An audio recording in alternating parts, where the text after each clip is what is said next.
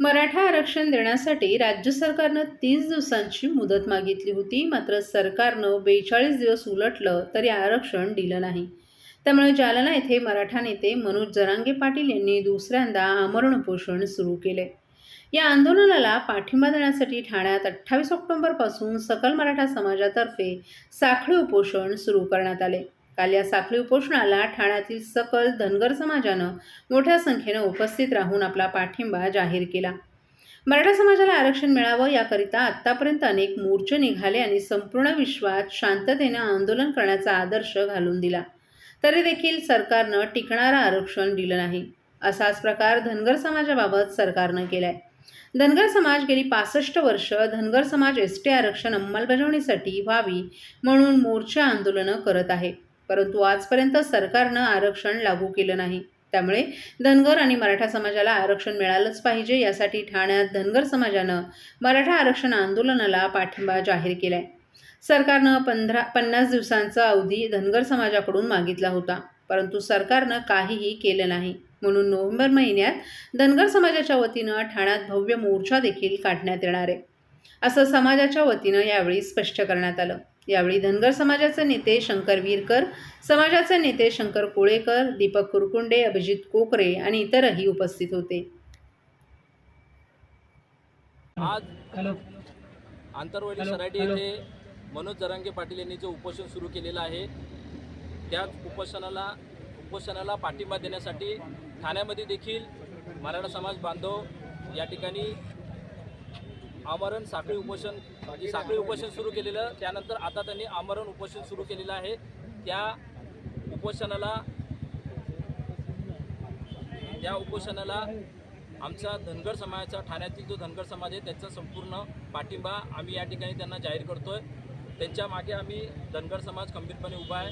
आज आमची देखील धनगर समाजाची एक बैठक झालेली आहे ठाण्याला आणि या बैठकीमध्ये धनगर आरक्षण अंमलबजावणीसाठी ठाण्यामध्ये पुढच्या महिन्यामध्ये एक मोर्चा निघणार आहे, त्याचं नियोजन होतं आणि त्यानंतर सर्व समाज बांधवांनी या ठिकाणी येऊन मराठा समाजाला आरक्षण मिळालंच पाहिजे यासाठी आम्ही त्यांना आमचा पाठिंबा जाहीर केलेला आहे.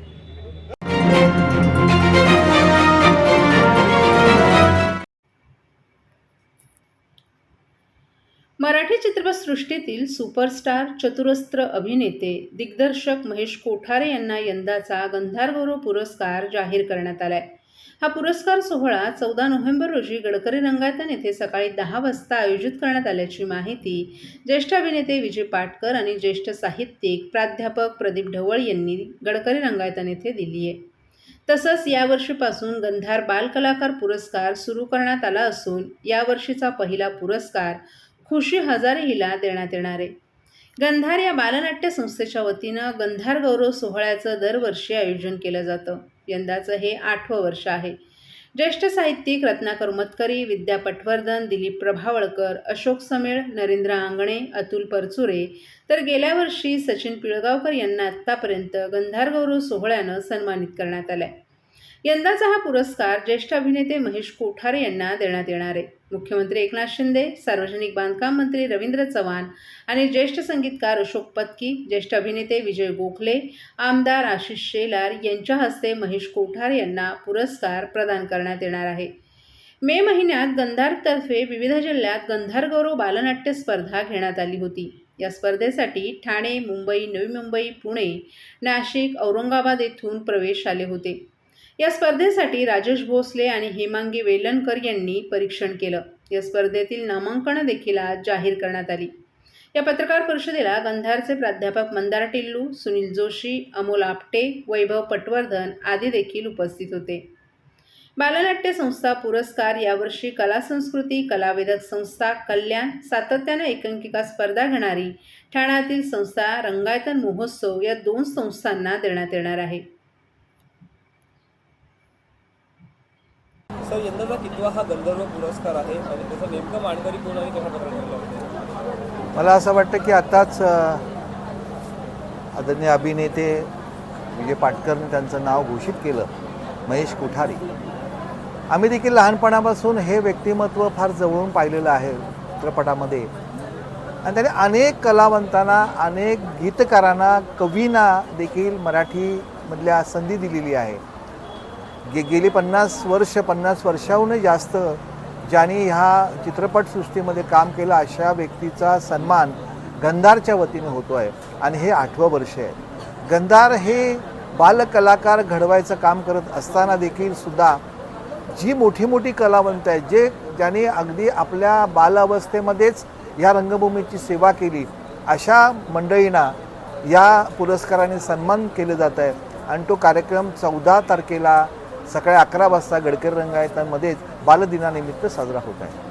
तर आतापर्यंत 8 वर्षामध्ये कोणकोणत्या मान्यवरांना हा पुरस्कार मिळतो? ती यादी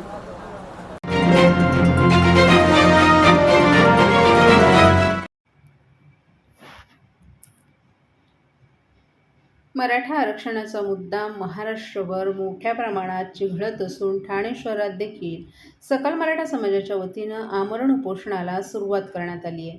दरम्यान असं असतानाच मराठा बांधवांनी थेट मुख्यमंत्री एकनाथ शिंदे यांच्या कोपरी पाचपाखाडी या मतदारसंघातच कॅन्डल मार्च केला. आम्ही तुम्हाला दसरा सांगितला होता, परंतु आता दसरा गेला, दिवाळी आली. दिवाळी सण आमचा गोड करा. आता गावबंदी केली आहे, मतदानावर देखील बंदी यायला वेळ देऊ नका, असा इशारा यावेळी मराठा बांधवांनी दिलाय.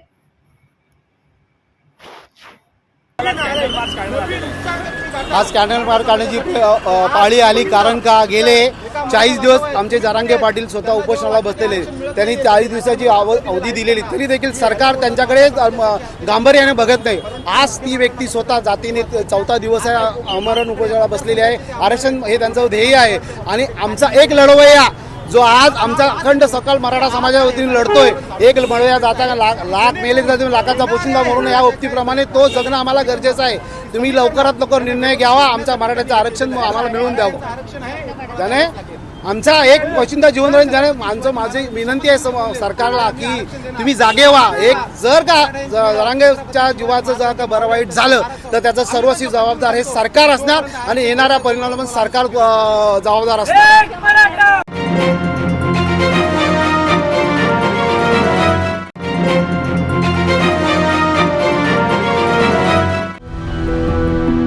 मैं घर घर जाके काम करती हूँ। मेरे हस्बैंड ऐसी बेलदारी मजदूरी करते हैं। पहले मैं टीके लगवाती थी, फिर ऐसा हुआ कि हम लोग काम करते थे, हमारा काम डाउन होने लगा, फिर हम गांव चले गए। फिर गांव से आए तो हम दोनों काम में बिजी हो गए। एनम दीदी हमारे एक दिन घर आई, उन्होंने कहा कि मुझे कार्ड दिखाओ। फिर उन्होंने देखा उसमें कुछ टीके छूटे पड़े। आस पड़ोस में जितने भी बच्चे हैं उनके घर पर गए, उनके मम्मी पापा से बोले जो जो बच्चे छूट गए हों वो बच्चे अपना टीका लगवा लें। अब हम लोग सारी लेडीज मिलकर बच्चों का टीका लगवा के आए। हम तो भूल गए थे कि हमारी बच्ची का टीका नहीं लगा, लेकिन सरकार नहीं भूली, हमारे दरवाजे पर आए और टीका लगाए। मिशन इंद्रधनुष।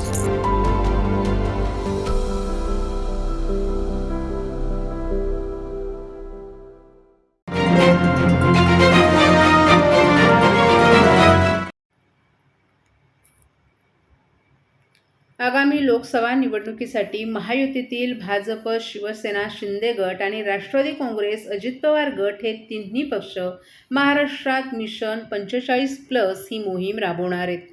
तिन्ही पक्षाचे राज्य आणि केंद्रस्तरीय नेते महाराष्ट्रातील जागा वाटपाचा एकत्रित निर्णय घेतील.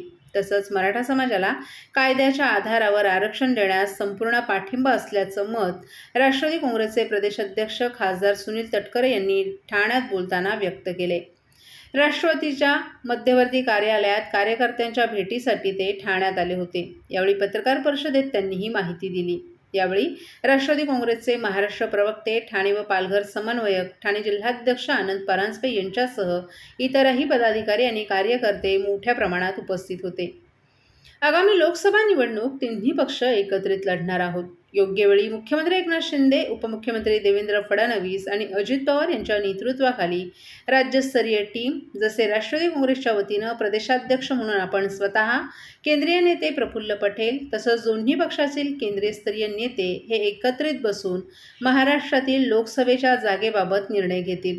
दिवाळीपूर्वी आपण स्वतः तर दिवाळीनंतर पक्षाचे राष्ट्रीय अध्यक्ष अजित पवार हे महाराष्ट्राचा दौरा करणार आहेत. या दौऱ्यातून जनतेशी संवाद साधला जाणार आहे. मराठा समाजाला आरक्षण मिळालं पाहिजे अशी राष्ट्रवादी काँग्रेस पक्षाची स्पष्ट भूमिका आहे.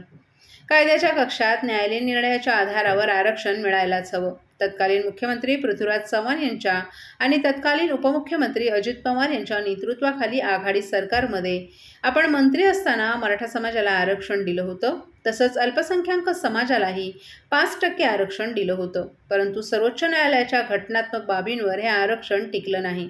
नारायण राणे यांच्या नेतृत्वाखालील राणे समितीनं संपूर्ण राज्यातील मराठा समाजाची सांख्यिक माहिती जमा केली होती. यानंतर देवेंद्र फडणवीस आणि उद्धव ठाकरे सरकारनंही आरक्षणासाठी प्रामाणिक प्रयत्न केले.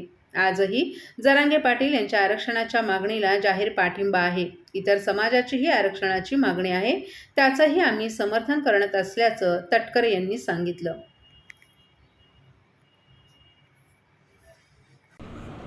मी कायद्याच्या कसोटीवरती एवढ्यासाठीच म्हणतो की ज्यावेळेला राज्यामध्ये लोकशाही आघाडीचं सरकार होतं, त्या सरकारमध्ये मी पण मंत्री त्या ठिकाणी होतो.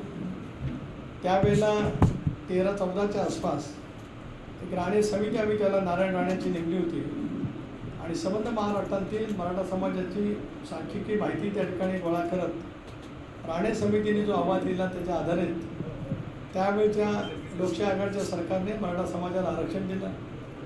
मुस्लिम समाजाला सुद्धा 5% शैक्षणिक आरक्षण दिलं. परंतु हे आरक्षण उच्च न्यायालयामध्ये टिकू शकलं नाही. देवेंद्र फडणवीस यांच्या नेतृत्वाखालचं ज्यावेळेला सरकार आलं त्यावेळेला त्यांनीसुद्धा मराठा समाजाला आरक्षण दिलं. पण त्याच्या अगोदर एक बाब मला स्पष्ट केली पाहिजे की संबंध महाराष्ट्रात स्वातंत्र्याच्या नंतरच्या कालावधीमध्ये सकल मराठा समाजाने काढलेले मोर्चे लाखोंच्या संख्येने राहिले. महिला भगिनींचा, युवतींचा, युवकांचा सहभाग प्रचंड प्रमाणावरती राहिला आणि शांततेच्या वातावरणामध्ये ते मोर्चे संबंध महाराष्ट्रामध्ये त्या ठिकाणी पार पाडले. त्यामुळे सकल मराठा समाजाचे आभार मानावे तितके थोडे त्या ठिकाणी ठरू शकतात. देवेंद्र फडणवीस यांच्या सरकारने दिलेलं आरक्षण उच्च न्यायालयामध्ये टिकलं, परंतु सर्वोच्च न्यायालयावरती दुर्दैवाने ते टिकू शकलं नाही.